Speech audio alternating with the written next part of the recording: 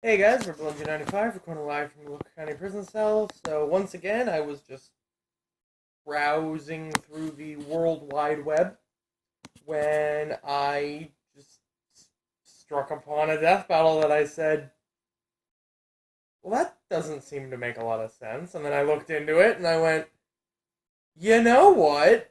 I think we could do it. So yeah, like at first glance, I thought this fight was just gonna be, oh well, they look the same, or they have the same type of personality. They're both edge lords, but then I really looked at it, and it doesn't make any more sense to do as a fight.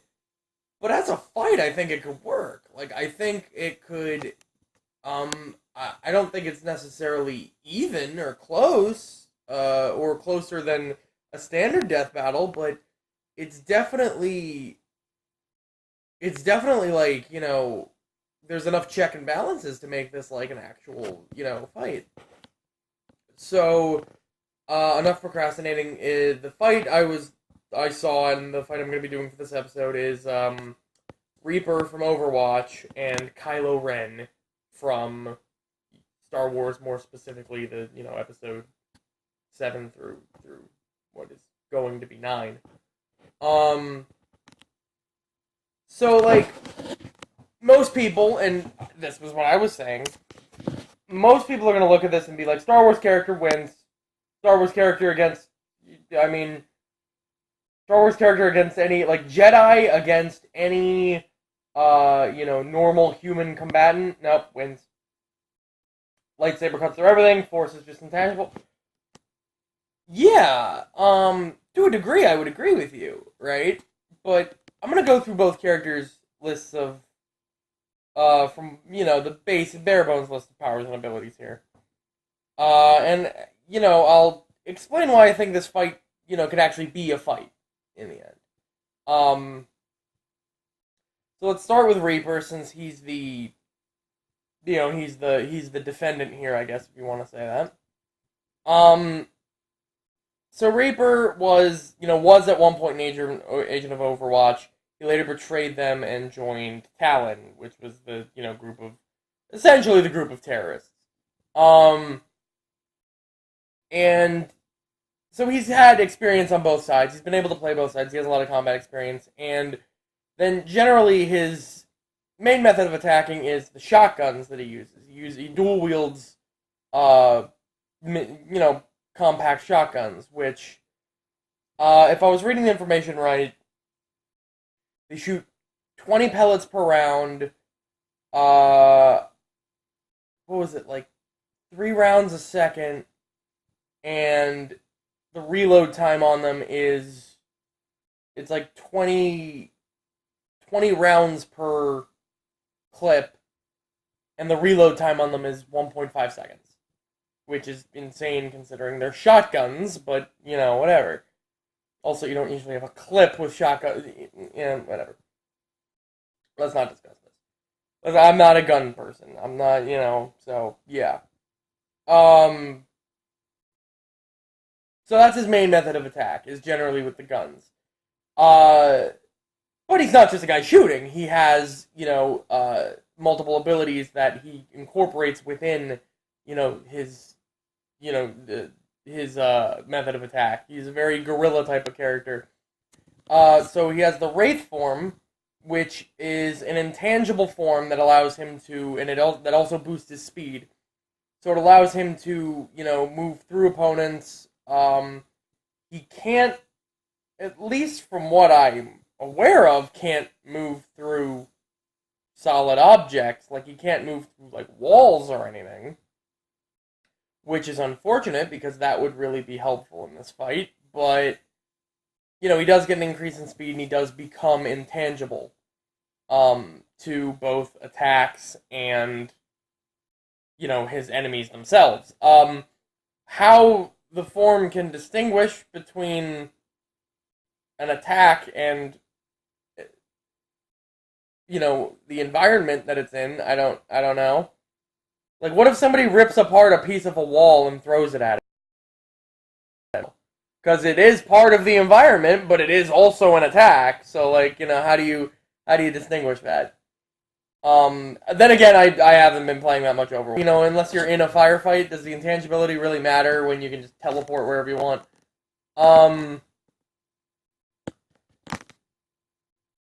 I mean, aside from that, without going into like game mechanics, which I try not to for things like this. Um, yeah, and then his ultimate isn't anything like special, like with Tracer or anything. His ultimate is just him spinning around and shooting everything. So that's not like, or it's not, it's not something he can just you would say, oh well, he can just use this, like with Widowmaker, where it's like she can just use the visor. She has the visor. It is a thing. There's no reason she should have, Tracer, having a cooldown period on the bombs, that's one thing, but, yeah, well, especially because she was facing an opponent that was similar in terms of what, the mechanic. She was facing a TF2 character, so, the mechanics, it makes sense to apply the mechanics of the game to the fight, considering they both have to do that. With Widowmaker, she's just facing a human character that isn't bound by any specific, mechanical rules, so, why would she be? So in that case, like, his speed at which he does his ultimate would be his innate speed, just what he's able to do. So there's nothing really, like, so you can kind of take the mechanics in the game as like real to life things in this case. There's not really much else to break down if you're looking at a character like that in a fighting game. I mean, I don't know its complete backstory or anything, to be honest. And then there's Kylo Ren. Now, Kylo Ren, I mean, do I have to put out Star Wars spoilers?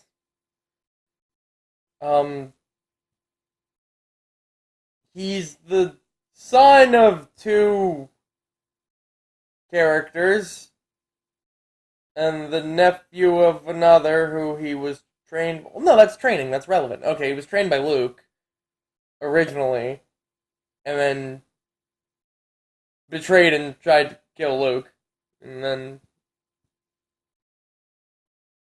went to fucking what's his name? Snoke? Yeah, that's his name. Fucking Palpatine 2.0. He went to him, and he was doing all the training, and then comes out a big goth guy in a mask. I'm gonna be honest, Kylo Ren's not a character I'm very interested in, and there's not too much to break down for me.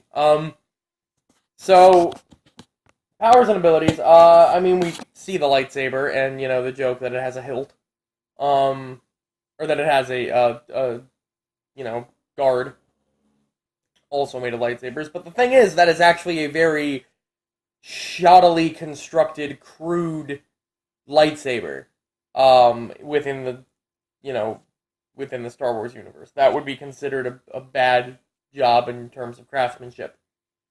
But hell, it's effective. And he's also... The general consensus is that he's a bad fighter with the lightsaber, but then in every, like, official... Like, J.J. Abrams even said, like, he spent his whole life training, so he's one of the most powerful fighters in the... so it's like, I guess canonically he would have to be he would have to be a very good fighter with the lightsaber.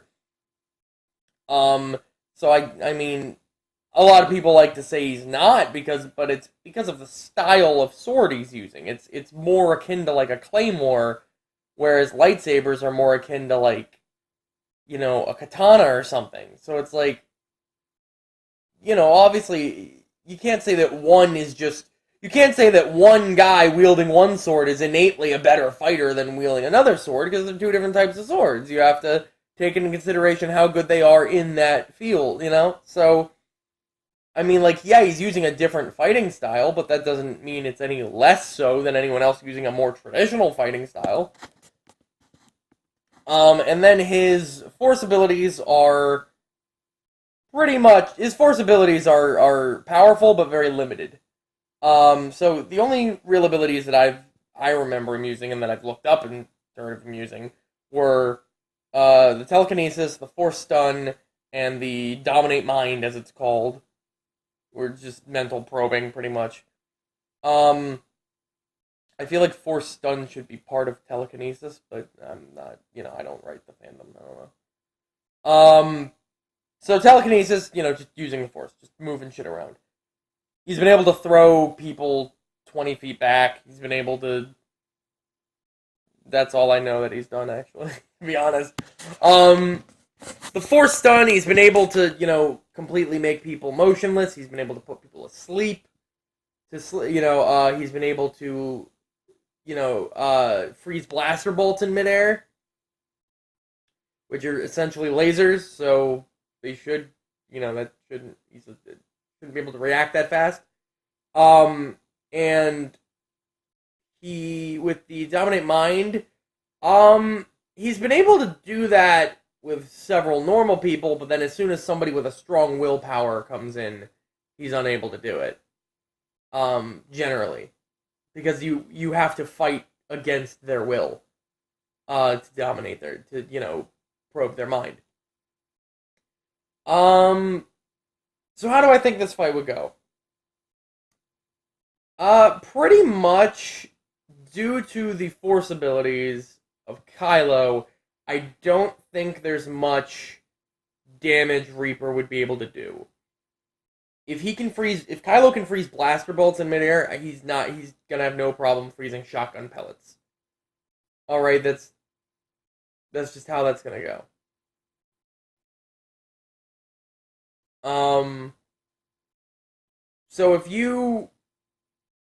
But then again, the thing is, if Reaper can go intangible, what can Kylo do to him? If he just has a lightsaber, what can he do to him if he can turn intangible? So, that's kind of a check and balance here. There is actually one thing I forgot to mention with Reaper, and it's the reaping, which is essentially that he can steal health from his enemies, which would just be healing himself as he injures his enemy. But as far as we know, the healing is dependent on him doing damage, right? Which, as I said, if the healing is relying on him doing damage, and he's not going to be able to do damage consistently, he can't rely on that healing. That ability is linked to something that's shut down, so it in turn is shut down.